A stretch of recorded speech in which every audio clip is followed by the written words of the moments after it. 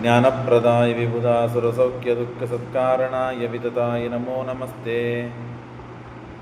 ಧರ್ಮವಿಜ್ಞಾನವೈರಾಗ್ಯ ಪರಮೈಶ್ವರ್ಯಶಾಲಿನಃ ಆನಂದತೀರ್ಥಭಗವತ್ಪಾದಾನ್ Vande ನಿರಂತರಂ. ಚಿತ್ರೈಃ ಪದೈಶ್ಚ ಗಂಭೀರೈರ್ವಾಕ್ಯೈರ್ಮಾನೈರಖಂಡಿತೈಃ ಗುರುಭಾವಂ ವ್ಯಂಜಯಂತಿ ಭಾತಿ ಶ್ರೀನೈತೀರ್ಥವಾನ್. Naomi ನ್ಯಾಯ ಸುಧಾಧಿಕೃಜ್ಜಯ ಮುನೀನ್ ಶ್ರೀಪಾದರಾಟ್ಸನ್ಮಣೀನ್ ವ್ಯಾಸಾರ್ಯಾನ್ ವಿವಿಧಾಗಮಾಬ್ಧಿವಿಹರಾನ್ ಶ್ರೀವಾದಿರಾಜಾನಪಿ Vande ಹಂಸವರಾನ್ ರಘುತ್ತಮಗುರುನ್ ವೈದದ್ಯವಾರಾನಿಧೀನ್ ಶ್ರೀಸತ್ಯವ್ರತರಾಘವೇಂದ್ರಮುನಿಪಾನ್ ಸದ್ಬೋಧ ಸಧ್ಯಾನಪಾನ್. ವಿದ್ಯಾಯಾಂ ವಿಬುಧಾಚಾರ್ಯಂ ವೇದಜ್ಞಾನಾಬ್ಧಿಚಂದಿರಂ ದುರ್ಮತಧ್ವಾಂತಮಾರ್ತಂಡಂ ಸತ್ಯಧ್ಯಾನಮುನಿಂ ಭಜೆ. ಸತ್ಯಾಭಿಜ್ಞಕರಾಬ್ಜೋತ್ಥಾನ್ ಪಂಚಾಶದ್ವರ್ಷಪೂಜಕಾನ್ ಸತ್ಯಪ್ರಮೋದತೀರ್ಥಾರ್ಯಾನ್ Naomi ನ್ಯಾಯಸುಧಾರತಾನ್. ಶಾಸ್ತ್ರೇಷು ಪಾರದರ್ಶ್ವಾನಂ ಶಾಸ್ತ್ರಜ್ಞೇಷು ಚ ವತ್ಸಲಂ ದೀನಭಕ್ತೋದ್ಧಾರಕರಂ ಸತ್ಯಾತ್ಮಾನಂ ಗುರುಂ ಭಜೆ. ವಿದ್ಯಾಪೀಠವಿಧಾತಾರಂ ವಿದ್ಯಾವಾರಿಧಿಚಂದಿರಂ ವಿದ್ಯಾರ್ಥಿವತ್ಸಲಂ ವಂದೇ ಮಹಾಮಹಿಮಸದ್ಗುರುಂ. ಆಪಾದಮೌಲಿಪರ್ಯಂతం ಗುರುಣಾಂ ಆಕೃತಿಂ ಸ್ಮರೇತ್ ತೇನ ವಿಘ್ನಾಃ ಪ್ರಣಶ್ಯಂತಿ ಸಿದ್ಧ್ಯಂತಿ ಚ ಮನೋರಥಾಃ. ಶ್ರೀಗುರುಭ್ಯೋ ನಮಃ. ಹರಿ ಓಂ.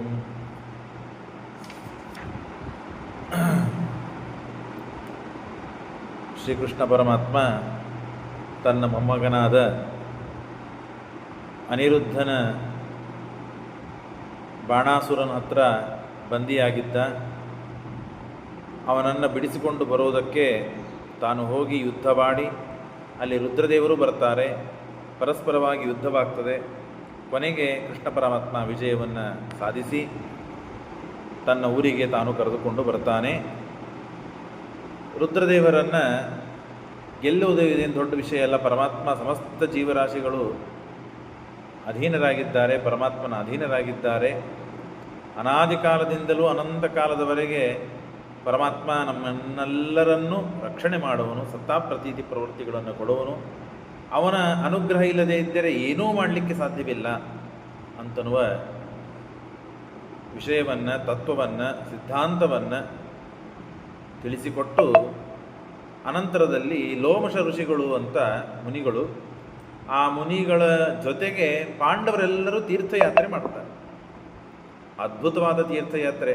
ತೀರ್ಥಯಾತ್ರೆ ಮಾಡೋದಾದರೆ ಹೀಗೆ ಮಾಡಬೇಕು. ಈಗ ತೀರ್ಥಯಾತ್ರೆ ಅಂದರೆ ಒಂದು ಟ್ರಿಪ್ ಆದಂಗೆ ಆಗಿರ್ತದೆ. ಹಾಗೆಲ್ಲ ಮಾಡಬಾರ್ದು ಅಂತ ತಿಳಿಸಿಕೊಡ್ತಾರೆ.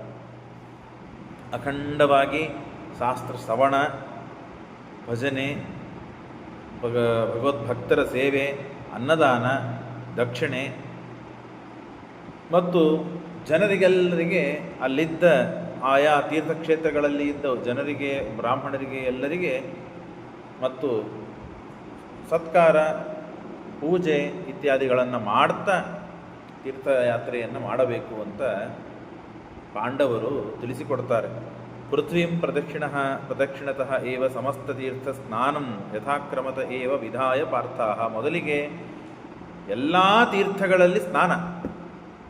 ಯಾಯಾ ತೀರ್ಥಕ್ಷೇತ್ರಕ್ಕೆ ಹೋಗ್ತಾರೋ ಅಲ್ಲಿದ್ದ ತೀರ್ಥಗಳಲ್ಲಿ ಸ್ನಾನ ಮುಂಚೆ ಸ್ನಾನ, ತಮ್ಮ ಆನಿಕ, ಜಪ ತಪಸ್ಸು ಇತ್ಯಾದಿಗಳನ್ನು ಆಚರಣೆ ಮಾಡ್ತಾ ಇದ್ದಾರೆ. ಅಷ್ಟರಲ್ಲಿ ಸಾತ್ವಿಕಿ ಬರ್ತಾನೆ. ಪಾಂಡವರಿಷ್ಟು ಕಷ್ಟಪಡುವುದನ್ನು ನೋಡ್ಲಿಕ್ಕೆ ಆಗ್ತಾ ಇಲ್ಲ. ಕೃಷ್ಣ, ನೀನು ಅನುಮತಿಯನ್ನು ಕೊಡು. ಸೌಂಡ್ ಅದು ಯಾರೋ ಪ್ರಾಬ್ಲಮ್ ಅದಂತ. ನೀನು ಅನುಮತಿಯನ್ನು ಕೊಡು. ಈಗ ಹೋಗಿ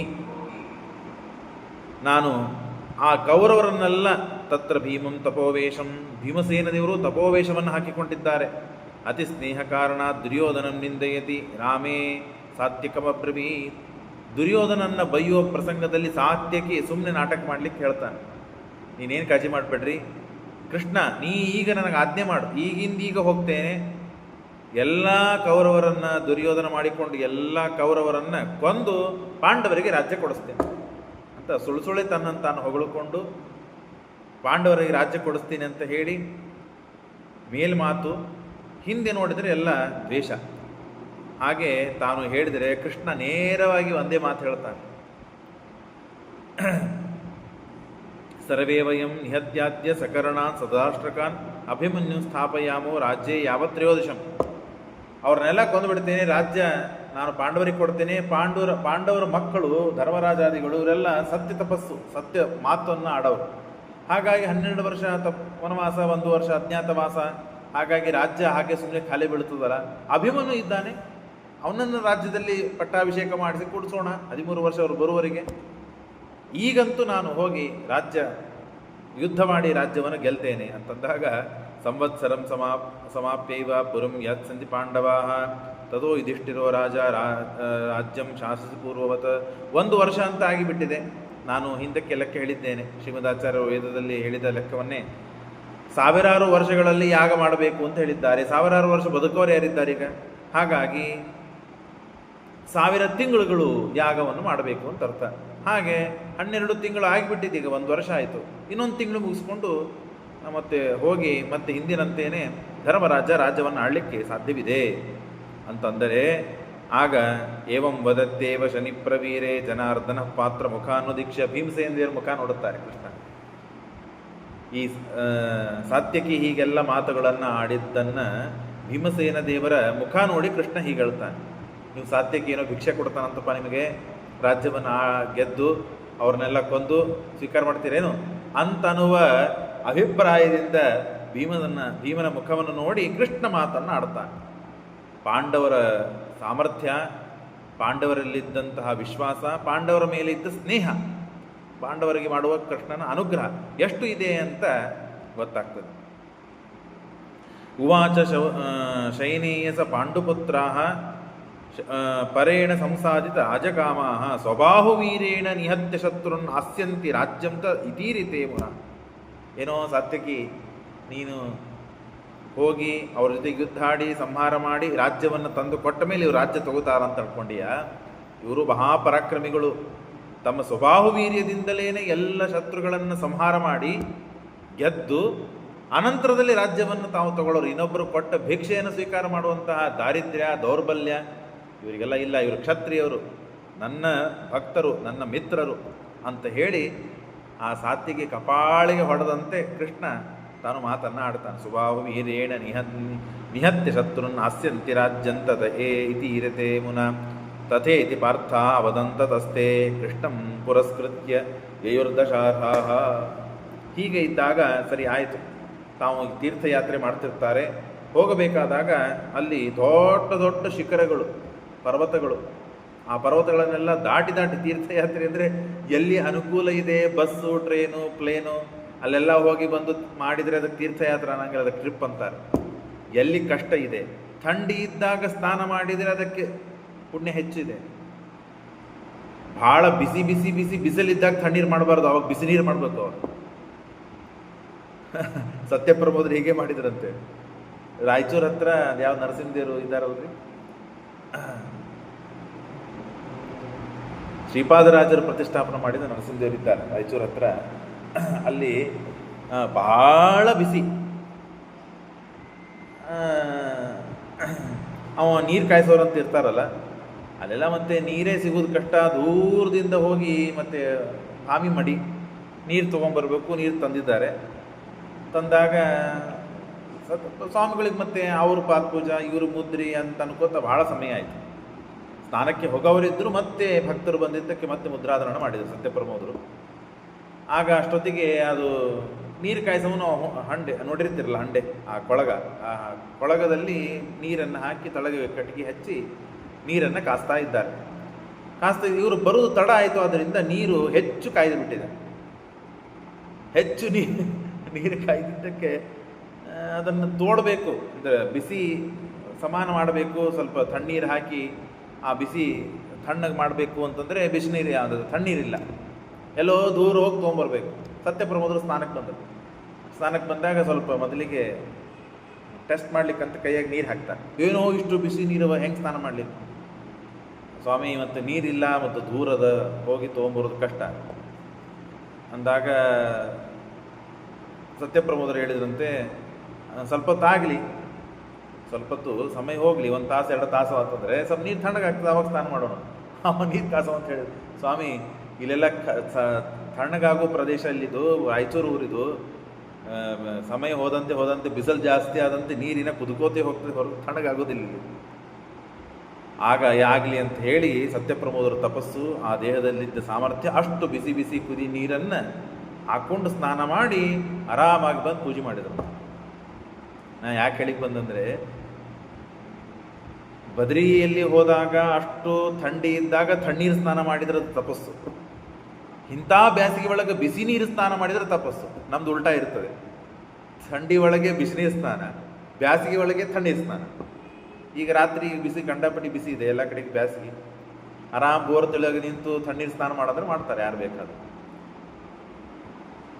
ಇಷ್ಟು ವೈಭವದಿಂದ ತಾವು ತೀರ್ಥಯಾತ್ರೆಯನ್ನು ಮಾಡಿದ್ರಂತೆ. ಎಲ್ಲ ತೀರ್ಥಗಳಲ್ಲಿ ಥಂಡಿ, ಮಂಜಿನ ಗುಡ್ಡಗಳು, ಹಿಮಾಲಯ, ಆ ಹಿಮಾಲಯವನ್ನು ಹತ್ತಲಿಕ್ಕೆ ಆಗ್ತಾ ಇಲ್ಲ ದ್ರೌಪದಿಗೆ, ಶ್ರಮ ಆಗಿಬಿಟ್ಟಿದೆ, ದಮ್ ಹತ್ತಾ ಇದೆ. ಆಗ ಘಟೋತ್ಕಚನನ್ನು ಸ್ಮರಿಸಿದ್ದಾರೆ. ಘಟೋತ್ಕಚ ಯಾರು ಗೊತ್ತಲ್ಲ, ಏಕಚಕ್ರ ನಗರಕ್ಕೆ ಹೋದಾಗ ಘಟೋತ್ಕಚ ಬರ್ತಾನೆ. ಏಕಚಕ್ರ ನಗರದ ಈ ಅರಿಗಿನ ಮನಿ ಸುಡ್ಲಿಕ್ಕೆ ಅಂತ ಬಂದಾಗ ತಪ್ಪಿಸ್ಕೊಂಡು ಹೋಗ್ತಾರೆ. ಆವಾಗ ಕಿರಿಮೀರ ಆದಮೇಲೆ ಹಿಡಂಬ, ಆ ಹಿಡಂಬಿಯನ್ನು ಕೊಟ್ಟು ಕಳಿಸ್ತಾನೆ ಹಿಡಂಬ. ಮತ್ತು ಯಾರೋ ನರ ಮಾಂಸರ ನಮ್ಮ ಒಗ್ಗರಣೆ ವಾಸನೆ ಹೇಗೆ ಬರುತ್ತದೆ ಹಾಗೆ ಅವರಿಗೆ ಮನುಷ್ಯರಿಗೆ ಬಂದದ್ದು ವಾಸನೆ ಬಂತು. ಆಗ ಅವಳು ನೋಡ್ತಾಳೆ, ಭೀಮನನ್ನು ನೋಡಿ ಮದುವೆ ಮಾಡ್ಕೋಬೇಕು ಅಂತ ಇಚ್ಛಾ ಪಡ್ತಾಳೆ. ಆಗ ಹಿಡಂಬಿ ಭೀಮನಿಗೆ ಮದುವೆ ಆಗ್ತದೆ, ವೇದವ್ಯಾಸ ದೇವರು ಬಂದು ಮದುವೆ ಮಾಡಿಸ್ತಾರೆ. ಆಗ ಇಬ್ಬರಲ್ಲಿ ಹುಟ್ಟಿದ ಸಂತಾನನೇ ಹಿಡಂಬಾಸುರ. ಆ ಹಿಡಂಬ ತಾನು ಈಗ ಸ್ಮರಣೆ ಮಾಡಿದ್ದಾರೆ, ಅವನು ಘಟೋತ್ಕಚ, ಹಿಡಂಬಿ ಮತ್ತು ಭೀಮಸೇನ ದೇವರ ಮಗ ಘಟೋತ್ಕಚ. ಆ ಘಟೋತ್ಕಚ ತಾನು ಬಂದು ಆ ದ್ರೌಪದಿಯನ್ನು ಹೆಗಲ ಮೇಲೆ ಇಟ್ಟುಕೊಂಡು ನಡೆಸಿಕೊಂಡು ಮೇಲೆ ಕರ್ಕೊಂಡು ಹೋಗ್ತಾನಂತೆ. ಕ್ರಮೇಣ ಪಾರ್ಥಾಪಿ ಶೈಶಿರಂ ಗಿರಿಂ ಸಮಾಸದಂತತ್ರ ಕೃಷ್ಣಾಂ ಸುದುರ್ಗೆ. ನಡ್ಲಿಕ್ಕಾಗಲಿಲ್ಲ ದ್ರೌಪದಿ ದೇವಿಗೆ. ವಿಷಜ್ಜಯಂತಿ ಮೀಕ್ಷತೈ ಸಂಸ್ಕೃತೋಥ ಹೈಡಂಬ ಆಗಾತ್. ಘಟೋತ್ಕಚ ಬಂದ ಸಹಿತೋ ನಿಶಾಚರೈಹಿ. ಅವನಿಗೇನು ಸಮ, ಅವ ಆರಾಮ ಹರ್ಕೋತ ಹೋಗ್ತಾನೆ ಎಲ್ಲ ಕಡೆಗೆ. ಪ್ರಾಪ್ಯಾಥ ನಾರಾಯಣ ಪೂಜೆಯ. ಆಗ ದೊಡ್ಡ ಬದರಿ ಸಣ್ಣ ಬದರಿ, ನಾವೇನು ನೋಡ್ತೀವಲ್ಲ ಅದು ಸಣ್ಣ ಬದರಿ, ಇನ್ನು ಒಳಗಿದೆ, ಅದನ್ನು ಹೋಗ್ಲಿಕ್ಕೆ ಸಾಧ್ಯ ಇಲ್ಲ, ನೋಡ್ಲಿಕ್ಕೆ ಸಾಧ್ಯ ಇಲ್ಲ, ಅದು ದೊಡ್ಡ ಬದರಿ. ಎರಡೂ ಕಡೆಗೆ ನಾರಾಯಣ ದೇವರೇ ಇದ್ದಾರೆ. ಹಾಗಾಗಿ ಆ ಬದರಿಕಾಶ್ರಮಕ್ಕೆ ಹೋಗಿದ್ದಾರಂತೆ ನಾರಾಯಣ ದೇವರು. ಪ್ರಾಪ್ಯಾಥ ನಾರಾಯಣ ಪೂಜೆಯ ಕೃತ ಸ್ವಕೀಯ ಕಾರ್ಯಾಯುರುತ್ತಮಾಂ ದಿಶಂ. ಮೇರೋಹ ಪ್ರಾಚ್ಯಾಂ. ಮೇರು ಪರ್ವತದ ಪೂರ್ವ ದಿಕ್ಕಿಗೆ ಗಂಧಮಾದನ ಪರ್ವತ, ಅಲ್ಲಿ ಬದರಿಕಾಶ್ರಮ ಉತ್ತಮವಾದ ಭೂಮಿ, ತಪೋಭೂಮಿ, ಪುಣ್ಯಭೂಮಿ. ಸ್ವಲ್ಪ ತಪಸ್ಸು ಮಾಡಿದರೂ ಮಹಾಫಲವನ್ನು ಕೊಡುವಂತಹ ಉತ್ತಮ ಪುಣ್ಯ ಭೂಮಿ, ದೇವರ ಸನ್ನಿಧಾನ. ಅಂತಲ್ಲಿ ಎಲ್ಲ ಮುನಿಗಳಿದ್ದಾರೆ, ತಪಸ್ವಿಗಳಿದ್ದಾರೆ, ನಿರಾಹಾರ ತಪಸ್ಸು ಮಾಡೋರಿದ್ದಾರೆ, ಊಟ ಮಾಡಿ ತಪಸ್ಸು ಮಾಡೋರಿದ್ದಾರೆ, ಗಾಳಿಯನ್ನು ಸೇವನೆ ಮಾಡಿ ತಪಸ್ಸು ಮಾಡೋರಿದ್ದಾರೆ, ನಿರಂತರ ಪಾಠ ಪ್ರವಚನವನ್ನು ಮಾಡುವಂತಹ ತಪಸ್ವಿಗಳಿದ್ದಾರೆ. ಎಲ್ಲ ವಿಧವಾದ ತಪಸ್ವಿಗಳು ಏಕತ್ರದಲ್ಲಿ ಸಮಾವೇಶ ಆಗಿದೆ. ತಸ್ಮಿನ್ ಮುನೀಂದ್ರೇ ಅಭಿಪೂಜ್ಯಮಾನ ನಾರಾಯಣಂ ಪೂಜೆಯಂತಂ ಸದೈವ. ಪರಮಾತ್ಮನ ಶ್ರವಣಮನನ ನಿಧಿಧ್ಯಾಸನದಿಂದ ಪೂಜೆ, ಅಭಿಷೇಕ, ಪಂಚಾಮೃತ, ಸ್ನಾನ ಇತ್ಯಾದಿಗಳಿಂದ ಸೇವೆ. ಚಕ್ರುಸ್ತಪೋ ಜ್ಞಾನ ಸಮಾಧಿಯುಕ್ತ. ಎಲ್ಲಕ್ಕಿಂತ ಭೀಮಸೇನ ದೇವರು ಹೆಚ್ಚಿನ ತಪಸ್ಸು ಅಂದರೆ ನಿರಂತರ ಶ್ರವಣ, ಪಾಠ, ಪ್ರವಚನ ಇತ್ಯಾದಿಗಳನ್ನು ಮಾಡ್ತಾ ಇದ್ರಂತೆ. ಸತ್ತತ್ವ ವಿದ್ಯಾಂ ಪ್ರತಿಪಾದೆಯಂತಹ ಇದ್ದವರಿಗೆಲ್ಲ ತತ್ವೋಪದೇಶ ಮಾಡ್ತಾ ಇದ್ರಂತೆ. ಇಷ್ಟ ಅದ್ಭುತದಿಂದ ಏವಂ ಬದರ್ಯಾಂ ವಿರಹತ್ಸುತೇಷು ಕ್ವಚಿದ್ರಹ ಕೃಷ್ಣಯ ವಾಯುಸೂನೋ. ಇಷ್ಟು ನಡೀತಾ ಇದೆ. ಆಗ ಸ್ವಲ್ಪ ಮುಂದೆ ಬಂದಾಗ ಅಲ್ಲಿ ದ್ರೌಪದಿ ಮತ್ತು ಭೀಮಸೇನ ದೇವರು ಕೂತಿದ್ದಾರೆ. ಕೂತಾಗ ಒಂದು ಬಂಗಾರದ ಹೂ ಬಿತ್ತು ಅಂತ ಮೇಲಿಂದ. ಬಂಗಾರದ ಹೂ ಬಿತ್ತು. ಬಂಗಾರದ ಹೂ ಅಂದರೆ ಬಂಗಾರದ ಹೂನೇ, ಕಮಲ ಹೂ ಹೇಗೆ ನಾವು ನೋಡ್ತೀವಲ್ಲ ಹಾಗೆ ಬಂಗಾರದ ಹೂನೇ ಬಿತ್ತು ಅಂತೆ. ಆದರೆ ಮೆತ್ತಗ ಇರಬೇಕದು, ಗಟ್ಟಿಯಾಗಿದ್ದಿದ್ದಿಲ್ಲ. ಹೂವಿನ ಪರಿಮಳ, ಹೂವಿನ ಮೃದುತನ ಎಲ್ಲ ಇತ್ತು, ಆದರೆ ಬಂಗಾರ ಇತ್ತು. ಹೀಗೆ ವಿಚಿತ್ರವಾದ ಭಾರಿ, ಇದು ನನಗೆ ಬೇಕು ಅಂತ ದ್ರೌಪದಿ ಅಂದ್ರಂತೆ. ದೃಷ್ಟ್ವಾತಿ ಗಂಧಂ ವರಹೇಮ ಕಂಜಂ ಕುತೂಹಲಾತ್ ದ್ರೌಪದಿ ಭೀಮಸೇನಂ ಬಹುನ್ಯಾಚತ್ತಾನಿ ತಾದೃಶ ಅನ್ಯ ಆ ಅಂಥದ್ದು ನನಗೂ ಬೇಕು ಅಂತ ಕೇಳಿದಾಗ ಸರಿ ಆಗಲಿ ಅಂತ ಹೇಳಿ ಗಚ್ಚನ್ಸೋ ಗಂಧಿಕಾರ್ಥಂ ಪತಿತಃ ನಮತಃ ಪುಚ್ಚಮಚ್ಚಸ್ಯ ಭೀಮಃ, ಹಾಗೆ ಆ ಶ್ಲೋಕ ಬರುವುದು. ಆಗ ಸರಿ ಆಗಲಿ ಅಂತ ಅದನ್ನು ತಗೊಂಡುಕೊಂಡು ಬರಲಿಕ್ಕೆ ಸೌಗಂಧಿಕವನ ಅಂತ ಸೌಂಧಿಕ ಪುಷ್ಪ, ಆ ಪುಷ್ಪವನ್ನು ತಗೊಂಡು ಬರಲಿಕ್ಕೆ ಹೋದಾಗ ಅಲ್ಲಿ ಹನುಮಂತ ದೇವರಿದ್ದಾರೆ. ರಾಮಾವತಾರದಲ್ಲಿ ಇದ್ದ ಹನುಮಂತ ದೇವರು ಅಲ್ಲಿ ಕಿಂಪುರುಷ ಖಂಡ, ಆ ಕಿಂಪುರುಷ ಖಂಡದಲ್ಲಿ ಮತ್ತು ರಾಮಾಯಣವನ್ನು ಗಾನ ರೂಪದಿಂದ, ಪ್ರವಚನ ರೂಪದಿಂದ, ಪಾಠ ರೂಪದಿಂದ ನಿರಂತರವಾಗಿ ಅಲ್ಲಿದ್ದಂಥ ಭಕ್ತರಿಗೆ, ದಾಸರಿಗೆ ತಾವು ಉಪದೇಶ ಮಾಡ್ತಾ ಇದ್ದಾರೆ. ಹನುಮಂತ ದೇವರು ಕೂತಾಗ ವೃದ್ಧ ವೇಷ ಕೂತಿದ್ದಾರಂತೆ. ಆಸೇದಿಮಾನ್ ತತ್ರ ಹನುಮದಾಖ್ಯಂ ನಿಜಂ ರೂಪಂ ಪ್ರೋದ್ಯದ ಆದಿತ್ಯಭಾಮಂ. ಭಾರೀ ಪ್ರಕಾಶ, ಅಖಂಡ ಜ್ಞಾನದ ಪ್ರವಾಹವನ್ನು ಹರಿಸುವಂತಹ ಜಾನನ್ಯಪ್ಪಂ ಸ್ವೀಯ ರೂಪಂ ಸ ಭೀಮಃ. ನಂದೇ ರೂಪ ಇದು, ನನ್ನ ಅಣ್ಣವ ಅಂತ ಭೀಮಸೇನರು ಗೊತ್ತು, ನನ್ನ ತಮ್ಮ ಇವನು ಅಂತ. ಪ್ರಥಮೋ ಹನುಮನ್ನಾಮ ದ್ವಿತೀಯೋ ಭೀಮ ಇವಚ ಪೂರ್ಣ ಪ್ರಜ್ಞಸ್ಥಿತಿ ಎಷ್ಟು ಭಗವತ್ ಕಾರ್ಯ ಸಾಧಕ. ದೇವರ ಕಾರ್ಯವನ್ನು ಸಾಧಿಸುವ, ದೇವರ ಸೇವೆಯನ್ನು ಮಾಡಲು ಬಂದಂತಹ ಮೂರು ಮುಖ್ಯ ಪ್ರಾಣದೇವರ ರೂಪ. ಹಾಗಾಗಿ ಹನುಮಂತ ದೇವರು, ಅನಂತರದ ಭೀಮಸೇನ ದೇವರು. ಹಾಗಾಗಿ ನನಗಿಂತ ದೊಡ್ಡವನು ಇವನು, ಅಂದರೆ ಮೊದಲಿಗೆ ಅವತಾರ ಮಾಡಿದವನು ಅಂತ ಗೊತ್ತಿತ್ತು. ಆದರೂ ಕಪಿ ಇಲ್ಯಾಕೆ ಗೊತ್ತಿ, ಹೇಳು ನನಗೆ ಹಾದಿ ಬಿಡು. ನಿನಗೆ ಹಾದಿ ಯಾಕೆ ಬಿಡಬೇಕು, ಹಾದಿ ಇಷ್ಟು ದೊಡ್ಡದಿದೆ, ಹೋಗಿ ನೀನು ಅಂತಂದ್ರೆ ಹನುಮಂತ ದೇವರು. ಇಲ್ಲಿಲ್ಲ, ನಿನ್ನ ಇಷ್ಟು ದೊಡ್ಡ ಬಾಲ ಇದೆ, ಆ ಬಾಲವನ್ನು ಸರಸು. ನನಗೆ ಸರಿಸ್ಲಿಕ್ಕಾಗಲ್ಲಪ್ಪ, ಶಕ್ತಿ ಇಲ್ಲ ನನ್ನ ವೃದ್ಧ.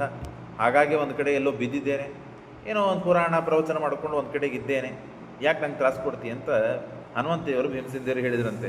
ಎಲ್ಲ ನಾಟಕ ಇದು. ಗಚ್ಚನ್ಸೋ ಗಂಧಿಕಾರ್ಥಂ ಪದಿತ ಹನುಮತ ಪುಚ್ಚಮಚ್ಚಸ್ಯ ಭೀಮಃ ಪ್ರೋದ್ಯರ್ಥಂ ನಾಶಕತ್ಸಹ.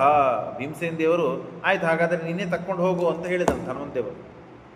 ಆಗ ಅದನ್ನು ಎತ್ತಲಿಕ್ಕೆ ನೋಡಿದರೆ ಎತ್ತಲಿಕ್ಕಾಗಲಿಲ್ಲಂತೆ ಭೀಮಸೇನ ದೇವರು.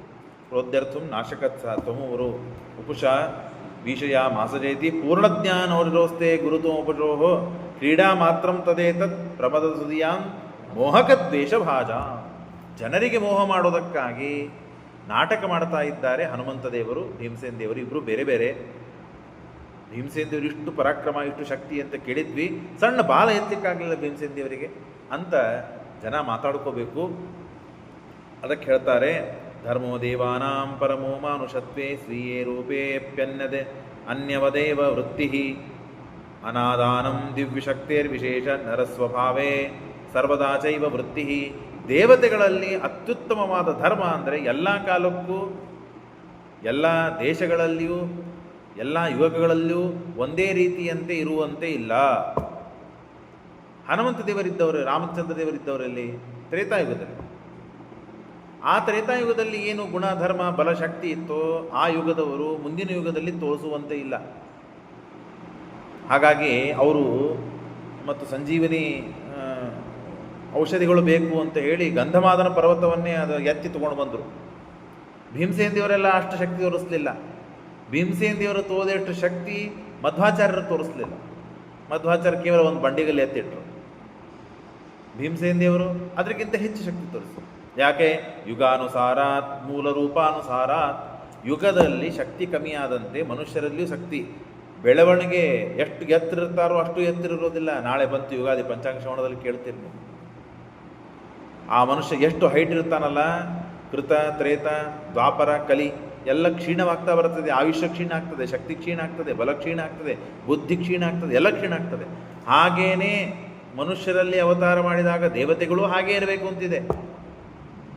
ಭೀಮಸೇನ ದೇವರು ಬೆಟ್ಟವನ್ನು ಎತ್ತಿದ್ರು, ಅದಕ್ಕೆ ನಾನು ಮಧ್ವಾವತಾರನಾಗಿದ್ದೇನೆ, ನಾನು ಬೆಟ್ಟ ಎತ್ತೀನಂತ ಇವರು ಎತ್ತುವಂತೆ ಇಲ್ಲ.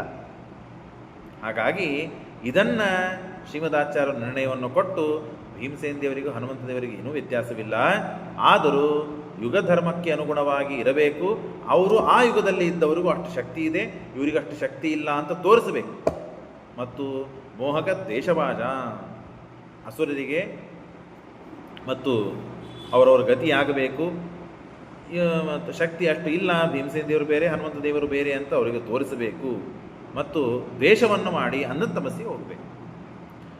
ಹಾಗಾಗಿ ನೈವ ವ್ಯಕ್ತಿ ಕ್ವಚಿತ್ ಕದಾಚಿತ್ ಇಹ ವಿಷ್ಣು ಪ್ರಾದುರ್ಭಾವೇಪಿ ಅತಿ ಸ್ಫೂರ್ಣ ಶಕ್ತೇ ಇಚ್ಛಾ ವ್ಯಕ್ತಿ ಪ್ರಾಯಶೋ ಮಾರುತಸ್ಯ ತದನ್ನೇಷಾಂ ಕಾರಣದ ತದನ್ನೇಷಾಂ ವ್ಯಕ್ತತಾ ಕಾರಣೇನ, ಶಕ್ತಿಯನ್ನು ಅಭಿವ್ಯಕ್ತಿ ಮಾಡಲಿಕ್ಕೆ ಒಂದು ನಿಮಿತ್ತ ಬೇಕಾಗ್ತದೆ. ಎಲ್ಲ ಬೇರೆ ದೇವತೆಗಳಿಗೆ ಭೂಮಿ ಮೇಲೆ ಅವತಾರ ಮಾಡಿದ್ದಕ್ಕಾಗಿ ಈ ಒಂದು ನಮಗೆ ಪ್ರಸಂಗ ನಾವು ಕೇಳಿದ್ದೇವೆ, ರಾಮಾಯಣದಲ್ಲಿ ಪಾಠದಲ್ಲಿಯೂ ನಾವು ಕೇಳಿದ್ದೇವೆ. ರಾವಣ ಬರ್ತಾನೆ, ಇಂದ್ರಜಿತ್ ಸತ್ತ ಮೇಲೆ ರಾವಣ ಬಂದು ಭಯಂಕರ ಸಾಮರ್ಥ್ಯ ಶಕ್ತಿ ಪರಾಕ್ರಮಗಳನ್ನು ತೋರಿಸ್ತಾನೆ. ತೋರಿಸಿದಾಗ ಒಂದು ಬಾಣವನ್ನು ಬಿಟ್ಟು ಹಣೆಗೆ ಬಡಿತಾನೆ ಲಕ್ಷ್ಮಣನಿಗೆ, ಮೂರ್ಛಿತನಾಗಿ ಬೀಳುತ್ತಾನೆ ಲಕ್ಷ್ಮಣ. ಆಗ ಸಿಕ್ಕಿದ್ದೇ ಚಾನ್ಸು, ಲಕ್ಷ್ಮಣನ ಹಿಡಿದು ಬಿಟ್ಟರೆ ರಾಮನಿಗೆ ಬಹಳ ಪ್ರೀತಿ, ಸೀತಾ ಅಂತೂ ಇದ್ದೇ ಇದ್ದಾಳೆ ನನ್ನ ಹತ್ರ, ಲಕ್ಷ್ಮಣ ಒಬ್ಬ ಸಿಕ್ಬಿಟ್ಟ ಅಂದರೆ ಶರಣಾಗತನಾಗಿಬಿಡ್ತಾನೆ ರಾಮ, ಯುದ್ಧ ನಾನು ಗೆದ್ದು ಬಿಡ್ತೇನೆ ಅಂತ ಹೇಳಿ ಅವನನ್ನು ಕರೆದುಕೊಂಡು ರಥದಲ್ಲಿ ಹಾಕಬೇಕು ಅಂತ ಎಳಿಲಿಕ್ಕೆ ಪ್ರಯತ್ನ ಪಟ್ಟಾಗ ಆಗ ಅವನಿಗೆ ಮೂಲ ರೂಪ ಸ್ಮರಣೆಯನ್ನು ಮಾಡಿಸ್ತಾರೆ ರಾಮಚಂದ್ರ ದೇವರು, ಹನುಮಂತ ದೇವರು ಮೂಲ ರೂಪ ಸ್ಮರಣೆ ಮಾಡಿಸ್ತಾರೆ. ಲಕ್ಷ್ಮಣ, ನೀನು ಯಾರು ಗೊತ್ತಾ, ನೀನು ಶೇಷ, ನಿನ್ನ ಶಕ್ತಿ ಸಾಮರ್ಥ್ಯಗಳೇನು ಅಂತ ಅವನಿಗೆ ತಿಳಿಸ್ತಾರೆ. ತಿಳಿಸಿದ್ದಕ್ಕೆ ಅದನ್ನು ಸ್ಮರಣೆ ಮಾಡಿದ ಮಾತ್ರಕ್ಕೆ ಚಚಾಲ ಮಂದರ ನೈವ ಚಚಾಲ ಲಕ್ಷ್ಮಣ ಸಹಸ್ರಮೂರ್ಧೈಕ ಪದೈಕ ಮೂರ್ತಿ ಸಸಪ್ತ ಚಾಚಾಲ ಗಿರಿಶ್ಚ ಮಂದರ ಅಂತ ಹಿಂಗೆ ಶ್ಲೋಕಿದೆ. ಎಲ್ಲ ಇಡೀ ಪರ್ವತ ಬೆಟ್ಟಗಳು ಭೂಮಿಗಳು ಅಲ್ಲಾಡಿದರೂ ಕೂಡ ಲಕ್ಷ್ಮಣ ಅಲ್ಲಾಡಲಿಲ್ಲ. ಯಾಕೆ? 1000 ಹೆಡೆಗಳ ಮೇಲೆ ಈ 50 ಕೋಟಿ ವಿಸ್ತೀರ್ಣವಾದ ಬ್ರಹ್ಮಾಂಡವನ್ನು ಒಂದು ಸಾಸಿವೆ ಕಾಳಿದಷ್ಟು ಧಾರಣೆ ಮಾಡಿದ್ದಾರೆ. 1000 ಹೆಡೆಗಳ ಒಂದು ಹೆಡೆಯ ಮೇಲೆ, 1000 ಹೆಡೆಗಳಲ್ಲ, 1000 ಹೆಡೆಗಳಿವೆ, ಅದರಲ್ಲಿ ಒಂದು ಹೆಡೆ, ಆ ಹೆಡೆ ಮೇಲೆ ಒಂದು ಸಾಸಿವೆ ಕಾಳದಷ್ಟು ಈ ಬ್ರಹ್ಮಾಂಡವನ್ನು ಧಾರಣ ಮಾಡಿ ಅಷ್ಟು ಶಕ್ತಿ ಶೇಷದೇವರಿಗೆ. ಅಂದರೆ ಏನಾಯಿತು, ಒಂದು ನಿಮಿತ್ತ ಮಾಡಿಕೊಂಡು ಅವರ ಶಕ್ತಿಯನ್ನು ಅಭಿವ್ಯಕ್ತಿಗೆ ಒಂದು ನಿಮಿತ್ತ ಇರ್ತದೆ.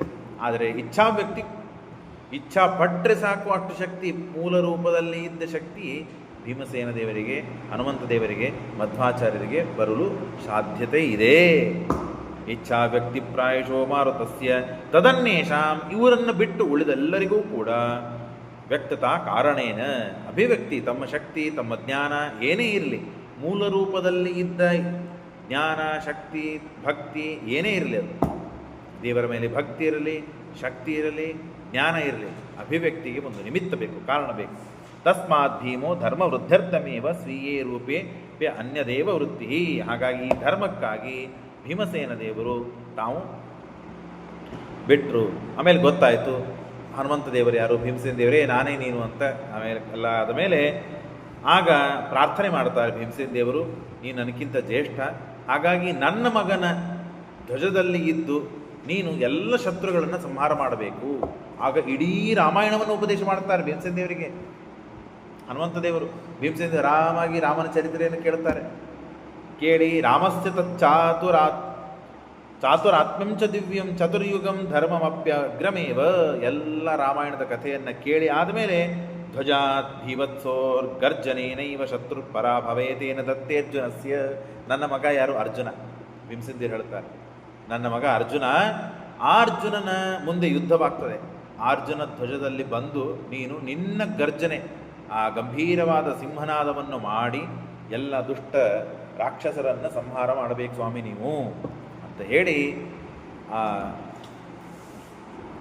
ಭೀಮಸೇನ ದೇವರು ಹನುಮಂತ ದೇವರಲ್ಲಿ ಪ್ರಾರ್ಥನೆ ಮಾಡುತ್ತಾನೆ. ತನ್ನಗೆ ತಾನು ಪ್ರಾರ್ಥನೆ, ತಂದು ರೂಪನೇ ಒಂದು, ಆ ಒಂದು ರೂಪಕ್ಕೆ ಒಂದು ರೂಪದಿಂದ ಭೀಮಸೇನ ದೇವರು ಪ್ರಾರ್ಥನೆ ಮಾಡ್ತಾರೆ, ನಮಸ್ಕಾರ ಮಾಡ್ತಾರೆ. ಆ ಹನುಮಂತ ದೇವರಿಂದ ಪೂರ್ಣವಾದ ರಾಮಾಯಣವನ್ನು ಅಲ್ಲಿ ಹೇಳ್ತಾನೆ ಇರ್ತಾರೆ, ಅದನ್ನು ಮುಂದುವರಿಸಿ ಕೇಳ್ತಾರೆ. ಇಷ್ಟು ಅದ್ಭುತವಾದ ನಿರ್ಣಯವನ್ನು, ಕಥೆಯನ್ನು, ತೀರ್ಥಯಾತ್ರೆಯ ಸಂದರ್ಭವನ್ನು, ಪಾಂಡವರ ತೀರ್ಥಯಾತ್ರೆ ಹೀಗಿತ್ತು. ದ್ರೌಪದಿ ದೇವಿ ಮಾಡಿದ ಒಂದು ನಿಮಿತ್ತ, ಆ ಸೌಗಂಧಿಕ ಪುಷ್ಪ ನನಗೆ ಬೇಕು ಅಂತ ಹೇಳಿದ್ದಕ್ಕೆ ಆ ಪುಷ್ಪವನ್ನು ಹುಡುಕುವ ಮಾರ್ಗದಲ್ಲಿ ಈ ಎಲ್ಲ ಘಟನೆಗಳು ಆಗ್ತದೆ. ಮುಂದೆ ಎಲ್ಲ ದೈತ್ಯರನ್ನು ಸಂಹಾರ ಮಾಡ್ತಾರೆ. ಸಂಹಾರ ಮಾಡಿ ಆ ಪುಷ್ಪವನ್ನು ತಂದು ದ್ರೌಪದಿ ದೇವಿಗೆ ಕೊಡ್ತಾರೆ. ಅದನ್ನೇ ನಾಳಿನ ದಿವಸ ಮತ್ತೆ ತಿಳಿಯೋಣ. ಶ್ರೀಕೃಷ್ಣ.